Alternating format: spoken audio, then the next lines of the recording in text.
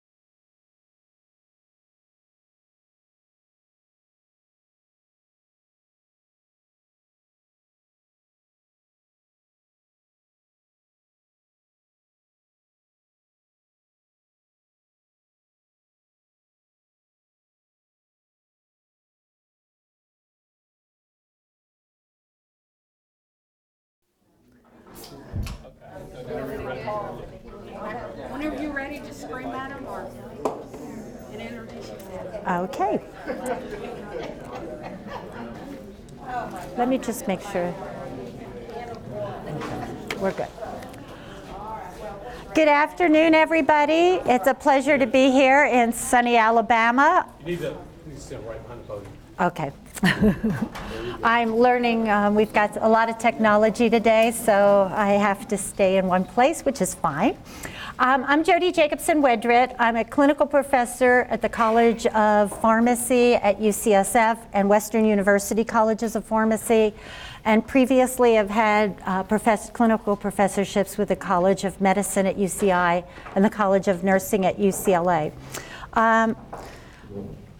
Medication safety has been a passion of mine for a long time, and so opioid prescriptions, regulations, and abuse just fit into that realm. I also have fairly extensive practice in psychiatry, so I've had it from all sides, the wanters and the abusers and everybody in between. Today we're going to talk about opioid prescriptions, regulations, and abuse. Opioid education is now a mandate from your state board, and I know for the medical people, anything you took prior to 2018 doesn't count towards the next accreditation. Since this is CME, I have to tell you about any conflicts of interest. It's unfortunate that I have none to report. As I understand, people who have those to report are much wealthier than I am.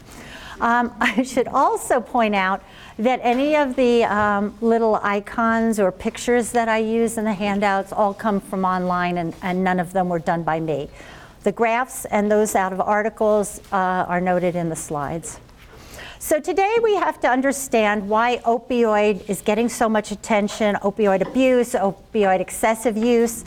Recognizing though, and your State Board of Medicine does a beautiful job of allowing you to prescribe and making it appropriate to treat pain, but just not to abuse opioids. So there are consequences if we don't treat pain. There's a lot of options, however, that will treat pain that don't involve opioids. And then a few of the guidelines and toolkits and supports for prescribing both nationally as well as locally, and some of the treatments for overdose. So how did we get here? As you probably all know from the news, everybody's blaming pharma. I don't think pharma is the big culprit.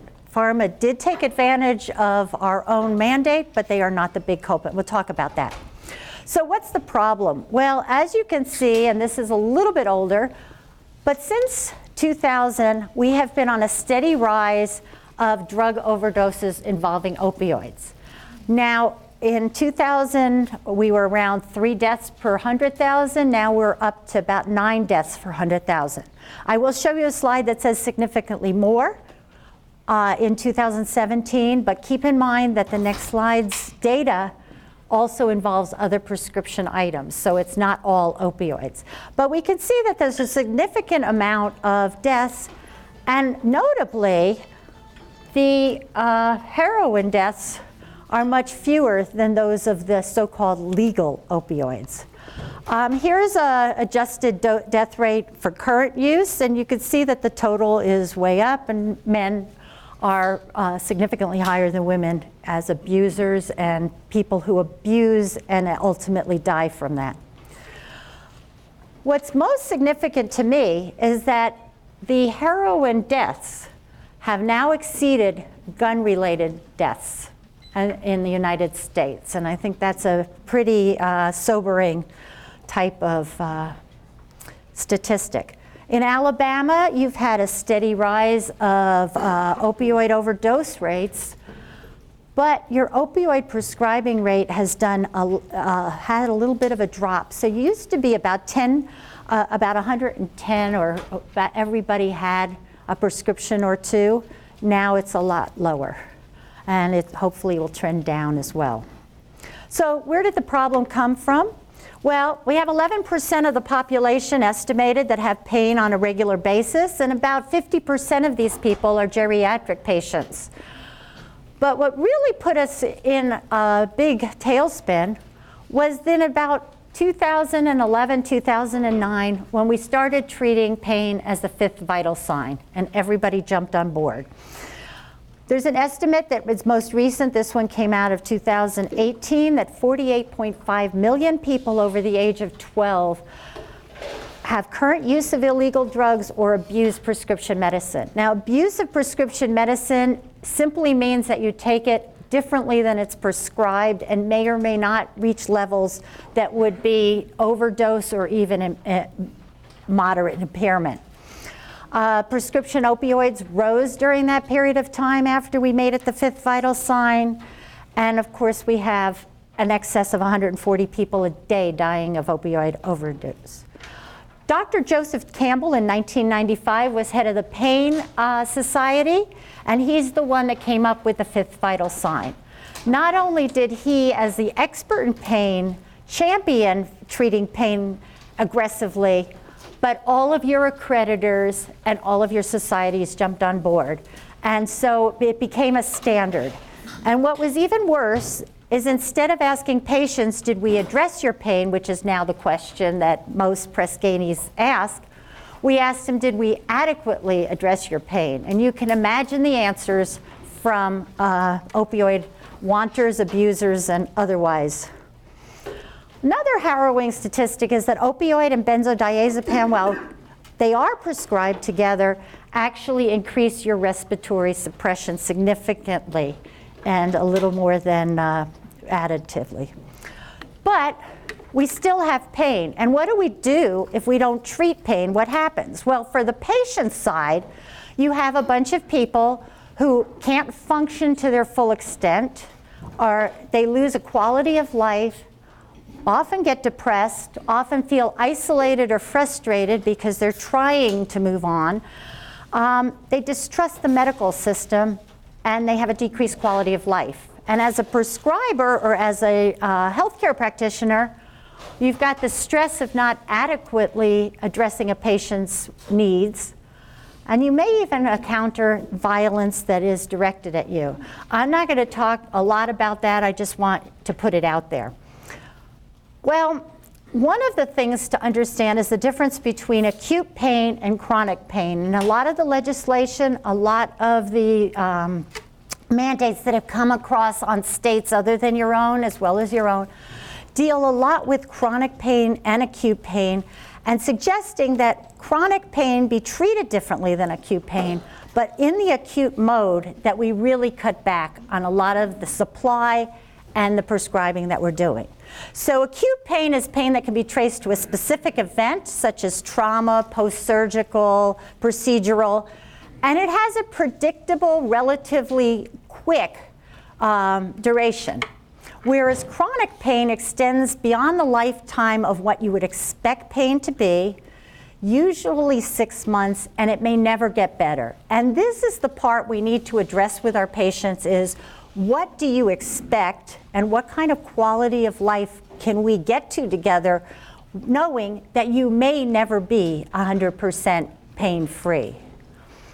We also need to keep in mind that discomfort does not equal pain. We had this a lot in our rehab center where people would say, but they broke X number of ribs, or even in our psych unit that, well, the patient jumped from whatever height they jumped from, and they've broken a lot of bones. It's uncomfortable to break a lot of bones. If you break ribs, it's uncomfortable to laugh for a longer period of time, but it is not painful past the initial maybe week if you want to go that far. Discomfort is itching, position, heavy, and unpleasant.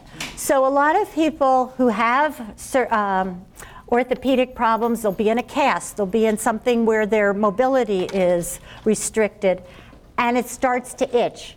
Opioids don't touch that. Pain can be described as shooting, sharp. Usually you can see a 10 out of 10 by facial expression and or positioning. Vital sign changes also. Anybody who can tell you that they're a 15 out of 10 is lying. Because if you're able to express it that way, you don't have it. We also failed to look at some of the non-medical treatments that work very nicely for pain, such as ice and heat, elevating a limb so that it doesn't stress, pressure on certain parts, weight loss. So your obese patient who comes in and tells them that their knees hurt, they probably do hurt, but they're going to get a lot better if you lose 5 pounds, and every 5 pounds makes a significant amount of difference on the pressure to that joint. Physical and exercise therapy, movement a lot of times alleviates discomfort with moving and allows you more flexibility and a larger range of motion. TENS devices, some to help some people, and behavioral therapy, which takes a long time, and unfortunately we have these limited visits because cognitive behavioral therapy and guided imagery usually take a host of visits. We also have non-opioid pharmaceuticals. So we have Tylenol or acetaminophen, capsaicin, other rubs, sometimes just the motion of rubbing is good enough to help ease the tension in a muscle or relax one. We have NSAIDs. A lot of people say, well, don't give me ibuprofen or naproxen, that's OTC, and my pain is much worse than an over-the-counter type of pain. For those patients, we've often picked something out of the air like diclofenac or meloxicam that they haven't heard of or tried yet. And while it is true that it should work similarly, it is also true that many patients will get, after a couple of years, the NSAID that they're using will not work, but if you switch, it will work fine. Lidocaine patches, keeping in mind that these have to be taken off every 12 hours and reapplied. And then some of your anti-itch, anti-anxiety medications like hydroxyzine, loratadine, and fexofenadine are very good for taking some of that little stress, that anticipation of pain, and sometimes the actual symptom that they're complaining about that they call pain. We also have a number of pharmaceuticals that work very nicely for addressing the specific type of pain and the origin of that pain. We have the serotonin norepinephrine reuptake inhibitors, duloxetine and venlafaxine. Amitriptyline, which is an antidepressant, has a lot of issues with its use, including heart issues, but it can be very effective in the right doses and also helps with sleep. We have neuropathic remedies, pregabalin and gabapentin, and we have muscle relaxants that work pretty well, and I've listed them there. Baclofen is particularly helpful with spinal type of pain or spasms. So 3 key principles to keep in mind when you're prescribing opioids, and these aren't from me, these are CDC guidelines, so they're kind of universally accepted. Non-opioid therapy is preferred for chronic pain outside of oncology, palliative care, and end-of-life issues. When you use opioids, use the lowest possible effective dose. And a lot of times, you should also prescribe the lowest quantity that you need. It's not something that you need to worry about that the patient won't get value from their prescription. Most people are willing to pay a copay to be comfortable. They may have issues with other things, but they're usually willing to pay to be comfortable. And they don't need 30 for a 12-tablet injury. Clinicians also should exercise caution when prescribing and monitor all patients. And it is within your rights to set up a contract with a patient. In fact, it's in your Alabama state law if you're prescribing opioids on a regular basis. So CDC wants you to start low and go slow. I particularly encourage you, and this is being a hospital for the inpatient, that as a patient gets older, their rate of absorption slows down, their rate of distribution kind of increases because things stick around longer, their metabolism may slow, and their excretion slows. So what happens is you don't get that 20-minute onset. It may be 40 minutes, 45 minutes. And I will tell you, after looking at a lot of the opioid adverse event reports that we had in our hospital, a lot of them happened because a patient didn't go under fast enough or was complaining of pain initially after surgery, and it started to add up and accumulate, and then it was too much. So keep in mind that older people, older than we are, in their 70s and 80s, may have distribution issues, and it may take a little longer for the onset of action for a medication to work, and you don't want to stack, as we say. You also need to establish goals with your patient. It may not be realistic to be 100% pain-free. So a lot of what's recommended is establishing goals. Do you want to be able to walk to the bathroom? Do you want to be able to do your ADLs? Do you want to be able to be up a certain period of time during the day? And if those goals aren't being met, this drug isn't working and you don't need to prescribe so much. Also discuss the risks versus the benefits. Unfortunately, the people that usually get this are the ones that you need to treat, and the people that don't care are the ones that want to abuse drugs. But certainly that should be part of the discussion, and it is mandated in your state law, which I'll get to right now. So you have a couple of initiatives. I think you're all aware that you need 2 hours of continuing education per, I believe it's every 2 years, to get your license updated. But they also have established a prescription database program. There are national ones, there are statewide ones. Some of them interface with each other, some of them don't. The mandate in Alabama is that the reporting goes to the pharmacist. So if I'm dispensing, if you're a physician who's dispensing, you need to report what you dispensed in terms of control 2, 3, 4, and 5s, and it has to be reported on a daily basis. Hopefully you're not dispensing any controlled substance 1s. That's a whole different bailiwick. And you do have a wonderfully liberal naloxone. So you have immunity for using it if you see somebody who is experiencing what appears to be an opioid overdose, and it's called a Good Samaritan law. You can go ahead and administer it. And there is a standing order, so any pharmacist, nurse can dispense, who is licensed to dispense, can dispense. I put this regulation in verbatim, but I just want to point out the last sentence, which I highlighted. It's not highlighted in the law. Basically, they say you have the right and responsibility to treat pain, but prescribing needs to be based on clear documentation and in compliance with the law.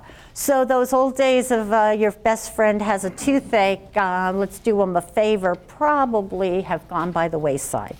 But if you're doing things in the usual course of practice with reasonable quantities, and you should be fine. They do require in the state of Alabama that you document, so you have to evaluate the patient. It has to have a retrievable record. You have to have a treatment plan, so what are you looking for? What are your endpoints? And you have to have an agreement between the prescriber and a chronic pain patient. Now this is not applicable for the very small doses or the one-shot deals.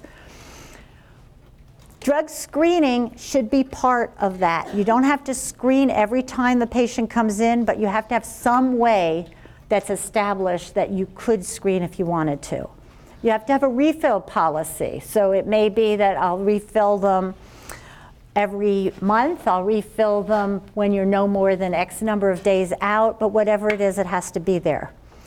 You also have to have a clause in there that says why you would discontinue treatment of that patient, and the patient should receive prescriptions from one physician and one pharmacy where possible.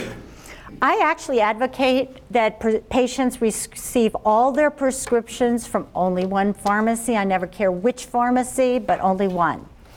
It is extremely hard to monitor drug interactions when you don't have all the drugs in front of you.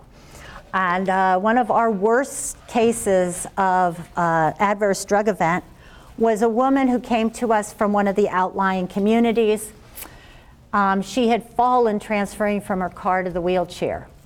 And when I did her medication therapy management record, she had no fewer than 4 opioids and no fewer than 3 muscle relaxants on board. And how did this happen? She was 85. How did this happen?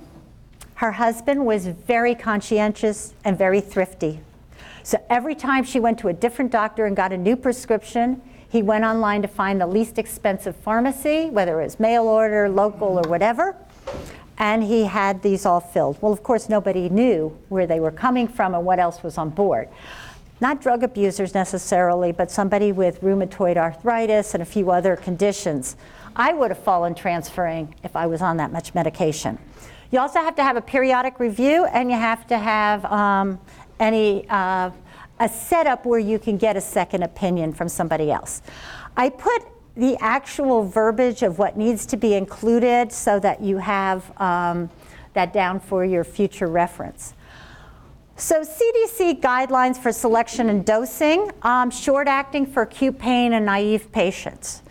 because short acting, as I mentioned before, may stack in elderly, but it will also stack in people with renal failure a lot of the times. It may stack with people with hepatic diseases. So you really shouldn't go up in a 1 week span. You should wait a week or so and see what happens. Short acting is much more easily reversed than a long acting where you may have to give multiple doses of naloxone or something like it for extended periods of the life of the drug and then add on to it if the patient has some pharmacokinetic abnormalities. The CDC, many of your insurers and some of your states are limiting doses to less than 90 morphine milliequivalents per day, and I'll give you a chart that's relatively reasonable. Give only what's reasonably necessary for the treatment. So if you think that the patient's going to have pain for 72 hours, they do not need a 7-day supply. And consider follow-up and discontinuation. Some of the states listed here, Ohio, Utah, Washington, and New York City, have official guidelines. Massachusetts restricts first-time opioid prescriptions to less than 7 days, and CVS Pharmacy, which I don't know if you have it, but they limit it. They will not fill for more than 90 morphine milliequivalents a day and no more than 7 days worth initially. And some of our insurance companies aren't paying for more. This chart shows dosing equivalents. I want to give you a little caveat for using this. Just as NSAIDs may become comfortable and not work as well, opioids can too. So while this is an equivalent, for a patient that you're switching over, you might want to reduce it by 25% just to make sure that they're not overdosing on the new drug. They do give oral equivalents for naive patients as well as tolerant patients, and then the IV equivalent. This slide shows you one of the most restrictive guidelines in the country that I'm aware of, and this is the current Vermont regulation for adults 18 years and older. I want to point out that if you have minor pain, in their opinion, opioids are not even indicated. Moderate pain, no more than 24 morphine milliequivalents a day, and they even go so far as to show you the average, what that looks like in terms of usual drugs, and tells you which injuries we're talking about. So a lot of people say, well, methadone, it's safe, addicts use it, so it must be really good to use. It really shouldn't be used as a PRN medication because its pharmacokinetics are so unpredictable. It can last anywhere from 4 hours to 48 hours. And while pain is usually dosed 3 to 4 times a day with methadone, it also can start stacking. It's highly protein bound and lipophilic, so depending on your patient's blood levels in terms of their proteins, in terms of their body mass, it can be very different. It also is very difficult to convert using any standard with methadone from morphine or something else, because it can be anywhere from 8 to 30%, which is quite a range, lower than the morphine milliequivalents. Black box warning for fatal respiratory depression. This is pretty much universal on all opioids. It has a QTC interval prolongation. It has a risk of addiction. And it does have neonatal withdrawal symptoms, so it's not safe. What it does work very nicely is in helping an addict or somebody that has drug abuse problems from seeking a physical need to get opioids. And I say seeking a physical need because sometimes the emotional need will override that, but the physical part will be addressed with methadone. How do you predict a drug abuser? It's hard. They can look like the person next door, they can be athletic, they can be old, they can be young, they could be homeless, they could live in a mansion, it really doesn't matter. And drug abusers, we're talking about opioids, but it can come in with all kinds of drugs. Somebody who brags to you that they take a Valium or, benzodiazepine, lorazepam, one of those, before they go to their mother-in-law or when they have a speech to do, you kind of wonder sometimes if that isn't drug abuse as well. But these are what people look like. Now, the statistics show that younger people who abuse drugs often complain of back pain because, let's face it, it's very difficult to do an objective study to confirm back pain, especially lower back pain.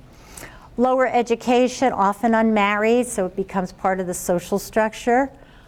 Addressed not within the local area. And one of my favorite stories is when I was working at a retail pharmacy. I lived for a while, actually, in Marina del Rey, California. Marina del Rey is a destination for many people who want to go play at the beach, also for boating and things like that. You've seen it in the movies, I'm sure.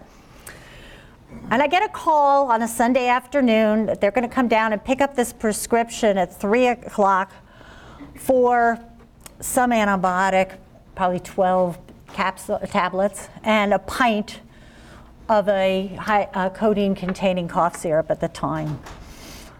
Well, I took the prescription, but when they gave me the address, I actually knew that that part of the city and that street only had 4-digit addresses, but they gave me a 5-digit address. The cross streets had 5 digits. So when they got there, I said, yep, I've got this all ready for you, but I need ID. And they said, oh my God, I don't have it. I said, well, how'd you get here? They said, I drove. I said, well, your driver's license is fine. Oh, I don't have it with me. Can't help you. And I knew all along that this was not going to be a legitimate prescription. So you get all kinds of stories. You get psychiatric ailments that also come into play. But one of the things that studies have not proven and not shown is that gender, race, and ethnicity do not contribute necessarily to abuse potential. What are the top drugs for abusers? Hydrocodone, oxycodone, and oxycodone mixtures. Your abusers or your sellers may actually ask for specific brands because they have a higher street value, something that we don't think about necessarily as people who are legitimately using these things. Methadone is also sold often, so somebody will get methadone and be stable, so to speak, and then they sell their supply. Imported fentanyl is often laced in other items, so this is a big issue with overdoses.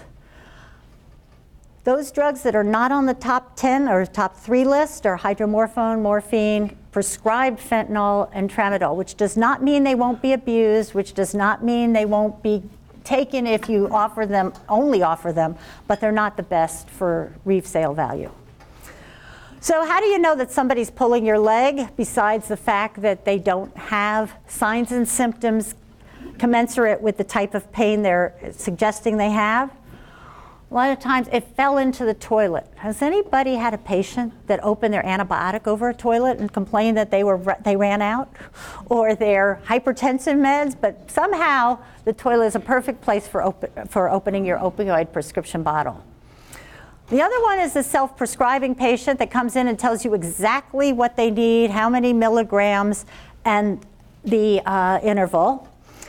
Now, that's not to say that a patient that you have an established relationship with and you've been treating for something that's appropriate says to you, you know, this is what you've given me, if you ask because you don't have time to look it up and you know this patient. Another one is I'm allergic to everything but you know that all of the things they're allergic to are sisters of this, and if you really had an allergy, you'd also be allergic to this. And then there's the plea. This is the last time I'll ever ask, or just this once I'm going on vacation. It's amazing how many vacations some of these people take. CDC does recommend that you use urine testing and use it as a red flag if you find things in the urine that you didn't prescribe and didn't know were on board. Also, you want to reconsider prescribing some of your benzodiazepines, either for as hypnotics or as muscle relaxants or for any other purpose, because they do increase the risk of respiratory failure. And you should be aware of local opioid treatment or use disorder clinics or medical centers, and review the prescription drug monitoring program. So pharmacists are required to put the information in, but everybody should be reviewing it to make sure that there's not multiple sources for the same patient. What can you do as a prescriber, as a dispenser, as an administrator to protect yourself? And one of the things is to retrieve all the healthcare provider names so that you know who the ophthalmologist is, you know who the rheumatologist is, and every other condition that the patient has, including the general practitioner and the dentist. Medication reconciliation is, I think, imperative, and you should actually look at it as opposed to having a lower level person do a match game. A lot of times people say, well, we can have the secretary, type it in, or we can have the pharmacy technician type it in, or we'll have the nurse type it in. It's usually not a real nurse. One, you may get drugs that don't even make sense. And two, you really need to cognitively look at it. It's not just about listing it, it's about really knowing what else could interact. I often call pharmacies, and I know that HIPAA has issues with giving out information, but I usually will say, in my case, I'm from UCI Medical Center. In your case, it's different. If you're working for a private drugstore, it's different. And I said, we share a patient, and I just need to know what the last month, 3 months of whatever it is I'm looking at are for this drug. And sometimes it's not even just opioids. I do that for other drugs, because one of the things I want to make sure, this is a different topic, I want to make sure that if we ramp up somebody's blood pressure or diabetes medication, but they're non-compliant, I'm going to throw them into hypotension or hypoglycemia. So I also want to know those kinds of things. But for opioids, you don't want to put somebody on for whatever they want and tell you that they've been taking it when they haven't picked up a prescription in months. You can have a contract with the patient. You should be aware of manipulation and symptoms of abuse. And don't fall into the more for your money category. You are the physician, you are the pharmacy. You should make a reasonable assessment as to what's an appropriate amount of or appropriate supply for a patient. And then document the conversations you've had. So if you do everything like that, you should be fine. The DEA, which is the federal branch of the Alabama board, it's not really they're not connected specifically, but they work together. The only reason that your license would be suspended or revoked from the DEA is if you committed an act which would render DEA registration inconsistent with public interest. Now, there's a whole host of other things if you commit felonies and whatnot, but specific to opioid prescribing, that's the one. So usually, if you do things that threaten public health, that would be inconsistent. And threatening public health in this context is being a mill, being somebody that says, well, I'm going to prescribe because these patients don't get, don't have another source, I'm the good guy. You're heading down the wrong street. So one of the safeguards, make sure that you document in your records as the state law mandates that it's a legitimate medical purpose and that it's legitimately within the scope of your practice. In a past employment area, I had a plastic surgeon prescribing uppers. And he prescribed them under the name of his teenage kids, which was grossly inappropriate in the first place, but actually they were going to his wife for weight management, which is even worse.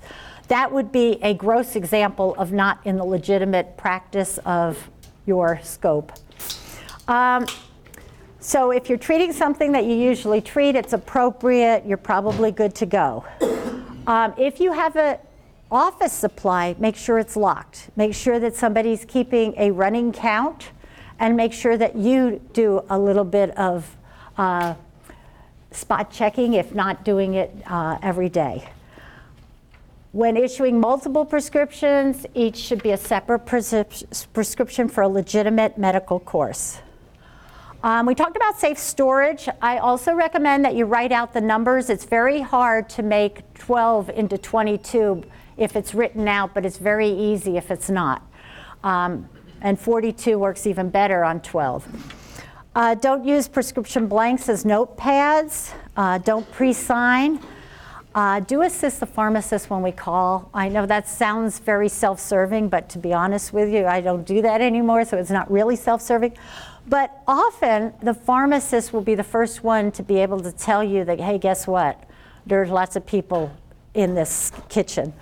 Report concerns immediately. I put your field office on there, the Birmingham field office, so that you have it. They'll usually work pretty nicely with you all, so they can come in and heads things off. Pharmacists have a legal mandated corresponding responsibility and liability, so it's not that pharmacists are being a pain in the neck. We are actually mandated and licensed to make sure the right drug for the right reason goes to the right patient, and we can and are allowed to ask for IDs. It has to be a legal, which means good, reasonable cause and legitimate purpose, and it has to be from a registered prescriber. So what about insurances who restrict long-term coverage to extended release only? So they won't give you breakthrough medication, or they won't give you short-acting. I think the biggest thing that we at healthcare practitioners face is we think that we are the fixer of everything. But keep in mind that when somebody purchases insurance, it's a contract between them and the insurance company, not between you and them. And so the problem is with their insurer, not with you, and it's their responsibility to make that right. I often had patients who said, you won't fill this prescription. I said, I'm willing to fill the prescription, I'm just not willing to give it to you for free. Many plans have prior authorization needs, so if you've got a prior authorization that you know about, you have to start early. Sometimes they turn around to 24 hours, but if you know ahead of time, it's good to start early so you can just have them happen. Okay, I'm going to go through this really fast because I want to give you time for questions. Disposal of controlled substances. I got a call one time from the hospital security. You might want to come because there's a whole bunch of class 2 prescription boxes right outside of the trash. And what somebody had done at the time had samples, but it doesn't matter.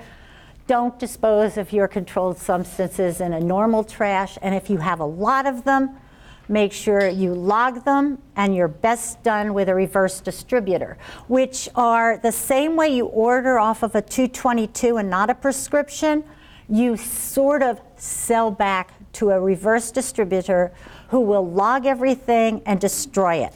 I can assure you that the hospital does it that way. I don't know how many of the private physician offices do it that way, but your expired drugs, your excessive supply drugs should all be done that way. Patient safety net, naloxone, we talked a lot about that, and I want to move on for some of the treatment plans for patients who are overdosing and or abusing. So for maintenance and detox, you have to have a separate DEA registration. You have the Center for Substance Abuse, which is CSAT, and Substance Abuse and Mental Health Services Administration, which is SAMHSA. They're all run under the Health and Human Services Department. But if you want to prescribe 3, 4, and 5 drugs for an addict or somebody suffering from substance abuse like buprenorphine, you have to request a waiver. If you want to do methadone, you have to have special licensing. But we often have people who come into the hospital and somebody will say, oh, but they're suffering from withdrawal. And we'll say, we have a whole host of things on formulary that can help with suffering from withdrawal.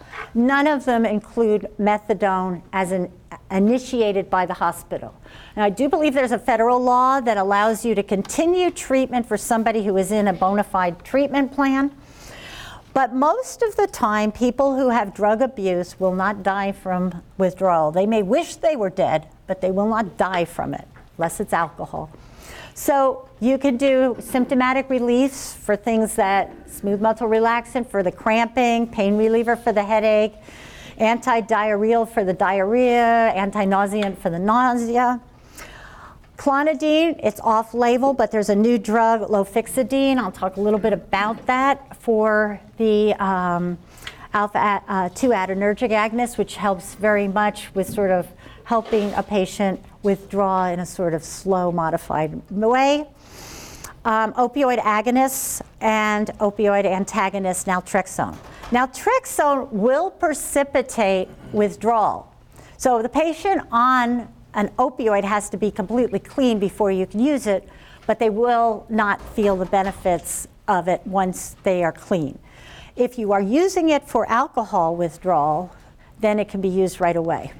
So lofexidine is relatively new. It makes it more expensive than clonidine, but it does have the specific indication for opioid abuse. Withdrawal, its side effects, well, you'll get typical side effects you'd expect with opioid withdrawal. You get bradycardia, hypotension, orthostatic hypotension, insomnia. I don't know how they came up with the dosage of 0.18 milligrams per tablet, but that's what they did. And it's indicated to start with 0.54 or 3 of these 4 times a day. So about every 5 to 6 hours while the patient's awake. And they recommend 5 to 7 days and then going less and less. Of course, you're going to have to look at the patient individually and decide how much to really start. Don't exceed 16 tablets in any treatment period. Treatment for maintenance of abuse disorders, methadone and buprenorphine are partial agonists, so they replace that mu receptor of opioid on that mu receptor, which reduces the reward from taking opioids. You don't get the buzz, you don't get that high and low. It blocks withdrawal or eases withdrawal depending on which one you're using and depending on how much the patient was using. With methadone, the half-life's 28 hours. With buprenorphine, it's 37 hours. And as I mentioned before, methadone requires special licensing, buprenorphine only special training. Naltrexone, anybody could prescribe it. It's about 9 hours. They do have an extended release of that. And I think we've covered these. So let me finish by saying that treatments don't work without the participation and motivation on the part of the user. So you can't fix somebody who's abusing, but you can help them ease into recovery if they're willing. And I don't want people to think that they're batting their head against the wall, but I want to make it clear that if somebody doesn't want to be helped, it's not going to help. On the other hand, being willing to listen, being concerned, trying not to be accusatory is helpful. You wouldn't say, to somebody who's diabetic eating sweets, hey, you pig, stop eating it. You don't want the same intonation with a drug abuser, even though more than likely they got on this track for all the wrong reasons. Most patients who are motivated are not successful with medications alone. They need behavioral and cognitive programs, which you may or may not be able to do. We did make the decision not to become a treatment center, but that would also be up to your administration and your decision whether you were or were not a treatment center. But certainly just prescribing drugs usually just helps people save money and they go right back to using. It saves money because they don't buy as many, but you've given them part of what they need. So in takeaway points, make sure that when you're treating pain, you consider all the alternatives, and specifically with mild or moderate pain, think about alternatives that don't lead to addiction potential. Check your prescription drug monitoring program here. Like I said, it's initiated in terms of the data getting in from the pharmacist, but it's accessible to everybody. prescribe realistic quantities and duration for what should be the pain, not what they may ever have. Don't treat discomfort as pain. Find out what the symptoms are, because if they're uncomfortable, there are many other ways to alleviate it, but opioids will just knock them out. Recognize some of the symptoms of abuse and manipulation and be willing to stand up when somebody starts to manipulate you or look to you as a source for abuse. Feel free to have a contract. In fact, it's mandated here. Do a urine test, do any other kind of test, and revisit. If I'm going to supply you with whatever it is, then this is what I need from you. And if a patient doesn't want to comply, they need to find somebody else. Don't do favors. Favors get you into trouble. And report oddities at once. DA is very willing to work with people, but not if you're way in over your head and there's a big problem. Don't be part of the problem. I want to thank you so much for your attention, and I'll take any questions if you have them. And yes, sir.